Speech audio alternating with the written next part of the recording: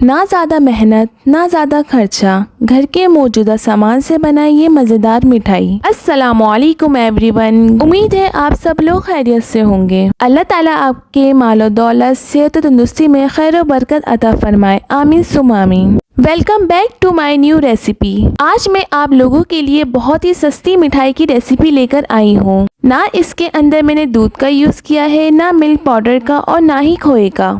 इसमें एक सीक्रेट सब्जी डली गई है जो मैं आपको आगे चलकर बताती हूँ। बिस्मिल्लाह पढ़ के हम अपनी रेसिपी को स्टार्ट करते हैं। फर्स्ट स्टेप में हमें बनाना है कलाकंद। यहाँ मैंने ली है 1 बाउल के बराबर दूध की मलाई। उसको अच्छी तरह से फेंट कर हम पैन में डाल देंगे। मलाई को हमने मीडियम फ्लेम पर इतना पकाना है कि सारी मलाई पिघल जाए। चम्मच आपने मुस्तकिल चलाते रहना है ताकि मलाई पैन पर ना लगे और आंच को बिल्कुल हाई नहीं करना। जब सारी मलाई घुल जाए तो इसके अंदर हम डालेंगे 1 कप के बराबर पनीर। ये पनीर होममेड है। अगर आपने इसकी वीडियो नहीं देखी मैं डिस्क्रिप्शन में लिंक डाल दूंगी। पनीर को हाथों से क्रश करके आपको मलाई में डालना है ताकि वो प्रॉपर्ली मेल्ट हो जाए। मीडियम आंच पर मुस्तकिल चम्मच चलाकर हमें पनीर को घुलाना है। हमने मलाई और पनीर को इतना पकाना है कि घी अलग हो जाए और खोया अलग हो जाए। इसके अंदर मैंने दूध और खोए के बजाय पनीर और मलाई का यूज़ करा है। अगर आपके पास ये दोनों चीज़ें ना हो तो आप दूध और खोए का यूज़ कर सकते हैं। जब आपका खोया इस कंडीशन में हो जाए तो इसके अंदर आपने ½ कप चीनी ऐड करनी है या फिर अपने टेस्ट के मुताबिक। चीनी को खोए के साथ इतना पकाएं कि चीनी मुकम्मल तौर पर मेल्ट हो जाए। आपको लग रहा होगा कि ये मटेरियल बाइंड नहीं हो सकता। इसको बाइंड करने के लिए मैंने मैदे का यूज़ करा है। यहाँ मैंने 1/4 कप मैदा यूज़ करा है। अगर टेबल स्पून में बात करें तो 4 टेबल स्पून। इसको अच्छी तरह से रोस्ट कर ले। इतना रोस्ट करें कि इसका कच्चापन खत्म हो जाए। हम मैदे को मटेरियल के अंदर बगैर रोस्ट करे नहीं डाल सकते। अगर हमने कच्चा मैदा डाला तो कलाकंद का जायका आटा जैसा हो जाएगा। और यहाँ मैदा रोस्ट हो गया है। तकरीबन 10 मिनट लगे इसको रोस्ट होने में। और यहाँ कलाकंद की चीनी भी प्रॉपर्ली मेल्ट हो गई है। अब हमें आहिस्ता आहिस्ता करके मैदा इसमें डालना है। अगर हमने सारा मैदा एक साथ डाला तो इसके अंदर लम्स आ जाएंगे।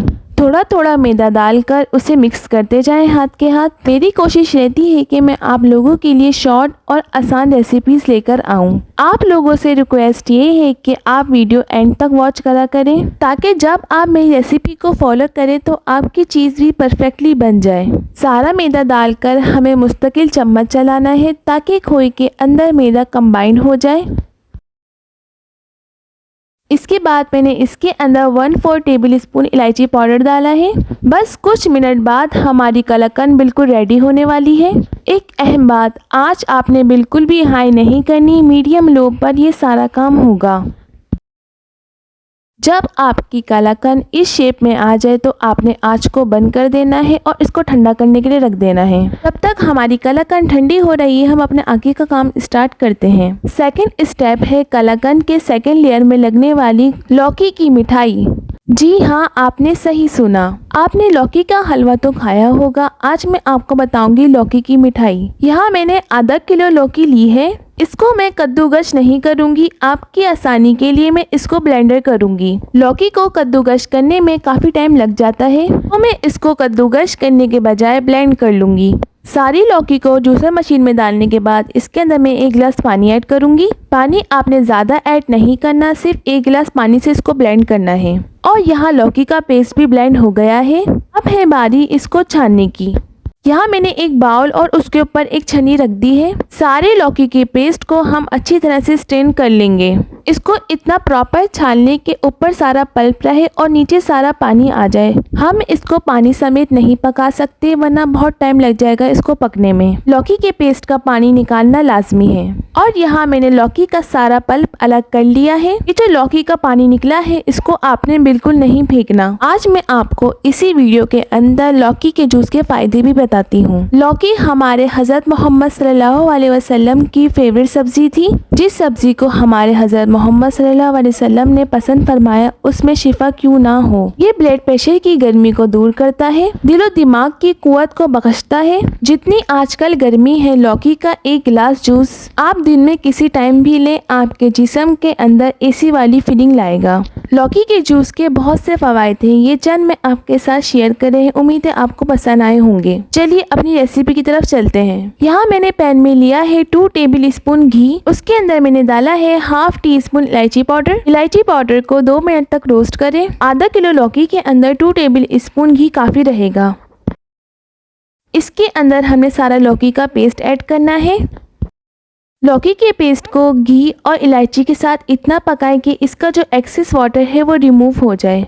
इसलिए मैंने कहा था कि इसको ब्लेंड करते वक्त ज़्यादा पानी का यूज़ नहीं करना, वरना पकाते वक्त इसमें बहुत टाइम लग जाएगा। तकरीबन 10 मिनट लगे हैं इसके पानी को खुश्क होने में। इसके अंदर मैंने आधा कप चीनी ऐड करी है। मिठास आपने अपने टेस्ट के हिसाब से रखनी है। चीनी के बाद इसके अंदर मैंने 1/4 teaspoon green food colour add करा है। फूड कलर आपने बिल्कुल भी स्किप नहीं करना, वरना लौकी का हलवा ब्लैक कलर का बन जाएगा। सब सामान डालने के बाद मीडियम आंच पर हमें इसको अच्छी तरह से भूनना है। इतना भूने कि चीनी मुकम्मल तौर पर मेल्ट हो जाए और लौकी का हलवा प्रॉपरली तौर पर बाइंड होने लग जाए। तकरीबन 10 मिनट लगे थे लौकी के हलवे को रेडी होने में और ये हो गया है रेडी। अब हम आगे का काम स्टार्ट करते हैं। मिठाई की असेंबलिंग के लिए हमें जो इम्पोर्टेंट सामान चाहिए वो है खोपरा और बादाम। बादाम को मैंने स्लाइस की शेप में कट कर लिया था। अब मिठाई को असेंबलिंग करने की बारी। आपने कोई सी भी डिश ले लेनी है।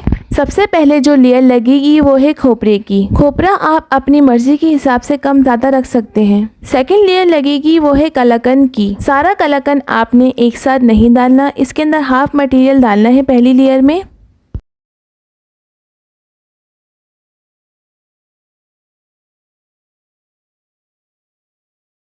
कलाकंद डालने के बाद इस स्पैचुले की मदद से प्रॉपरली सेट कर लें। सेकेंड लेयर लगेगी वो है लौकी की मिठाई की। लौकी की मिठाई को आपने सारा यूज करना है, आधा नहीं बचाना। इसको भी कलाकंद की तरह प्रॉपरली सेट कर लें।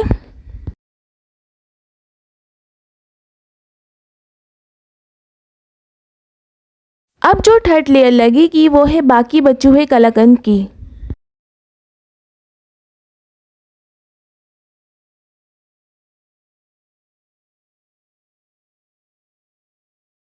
मिठाई की तीनों लेयर लग चुकी है। अब हम इसके ऊपर गार्निश करेंगे बादाम। और एक अहम बात, अगर आप चैनल पर नए हैं तो चैनल को सब्सक्राइब करना ना भूलिएगा। इससे हमें मोटिवेशन मिलती है और हमें वीडियोस बनाने का हौसला बढ़ता है।